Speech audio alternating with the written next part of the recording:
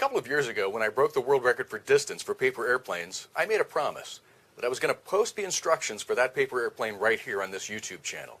The time has come, and I'm also starting a brand new series of videos based on the new World Champion Paper Airplane book and the classics, the Fantastic Flight and Gliding Flight books. So here we go. Without further ado, the folding instructions for the best paper airplane in the world, Suzanne. We're going to take the top and put it against the side.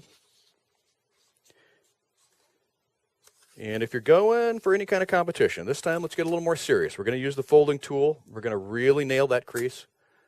This is our folding bone that you saw in the Getting Started video. Unfold that.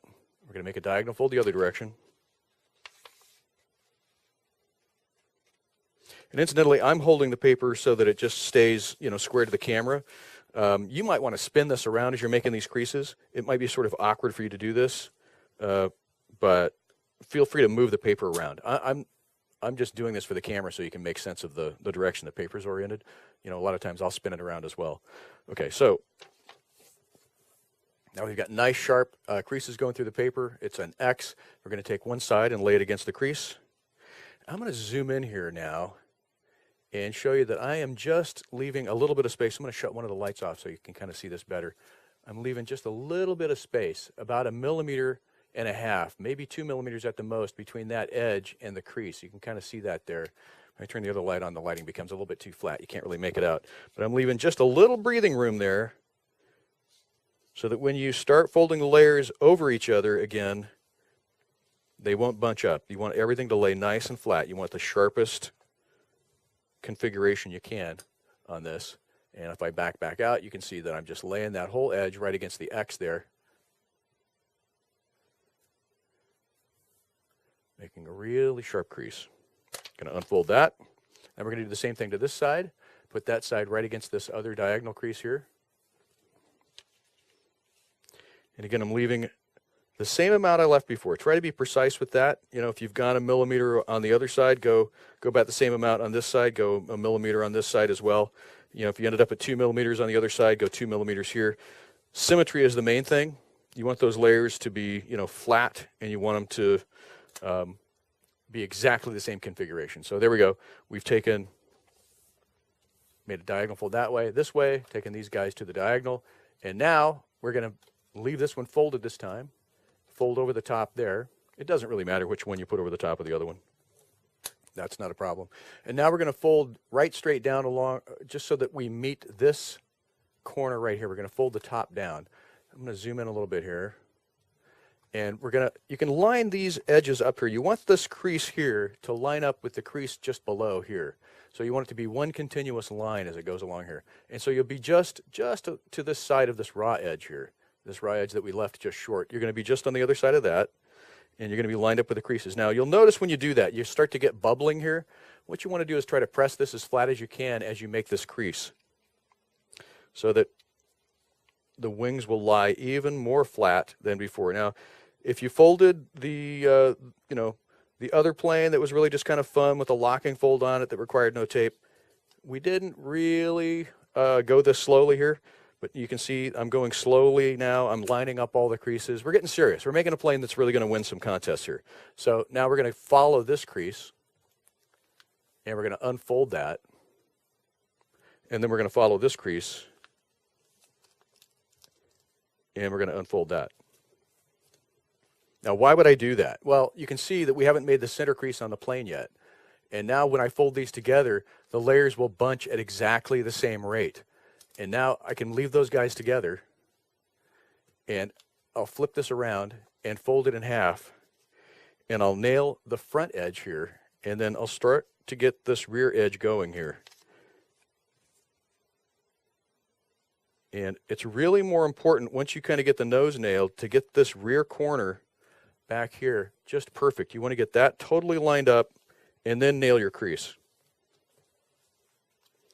And then at this point, you want to go over the whole plane with this folding bone and sharpen these creases. Really important to sharpen this leading edge here. Let me zoom in here and show you what I'm doing now. The way that I'm doing this, I'm going from where these layers meet right here and raking down toward the nose. That is really important. You don't want to rake back this way yet. If you do, you'll fall off this edge here, and you can put a hole in the wing right there. So press pretty hard, raking forward down the nose. Flip it over and do that again. Rake really hard right down the nose. And again, you want to start just downstream of where the layers end here. You can kind of do a Braille method, kind of hang on to it right there, and rake down like that. And you want to flatten everything. This crease right here on the bottom of the plane, make sure that's nice and flat. Make sure we're flat here. Make sure the fuselage fold is flat. I'll just rotate it a little bit so I can just sweep straight down. Everything wants to be really crisp, really crisp. Big key to making a competition plane. Now we're going to make wing folds. And I always I don't know why I do it this way, but I always start with the nose pointed to the left, and I do this wing first, which is actually going to be the left wing of the plane. So I always start with very close to the nose, right about here, and then I keep an eye on this raw edge right here, and we're going to roll that over so this raw edge just kisses that corner. It's just going to be right there. Now, I'm doing something that's not obvious here. I'm using my thumb as I roll that over to bunch these layers up here so that this top layer can't slide. If I go like that, see how that top layer can just slide away? We don't want that. That's bad news. So you want to hold that with your thumb or another finger. Hang on to that. Keep an eye on that, and we're starting really close to the nose. You don't have to be right on the nose. You can give yourself a little bit of space there. And roll that over just so that raw edge just touches the corner. There's the corner, and we're just touching the corner. That's how you get your wing fold consistent every time. That's the marker right there. And we're not going to crease this edge yet. We're going to do that in just a minute. First, we're going to flip this over, make sure that our layers are nice and clean there. Kind of lean on that from this side. Now we're going to break over right here. You can have a look at that. Make sure you're breaking over at the right place. I can use my thumb to just kind of make sure that that's happening on the right point there. Lay it back down, and then start to roll that over. And again, we want these layers to line up perfectly on the wings here. We want the wings to match just perfectly. Most important thing on a competition plane that you're going to throw very hard is that these creases right here meet precisely in the same place. Fractions of a millimeter count at the tail of the plane. If that's off at all right there, that's bad news. So you want that to be very, very precise. It just needs to feel like one sheet of paper at the back of the plane.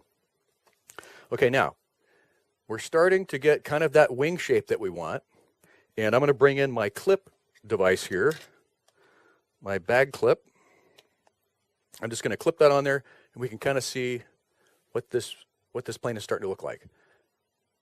And when we do final adjustments here, this front of the plane is going to have a really shallow dihedral angle, and these wingtips are going to rake up more. And it's starting to happen there. You can kind of see it's starting to rake up as it goes toward the tail of the plane. That's exactly what you want. Okay? And it'll do that naturally if you just kind of flex the middle of it a little bit, and don't flex the front too much. You can press the front down just a touch and flex up in the middle here and kind of get that dynamic dihedral angle going. It's kind of a curvy, kind of cool, kind of swept looking wing.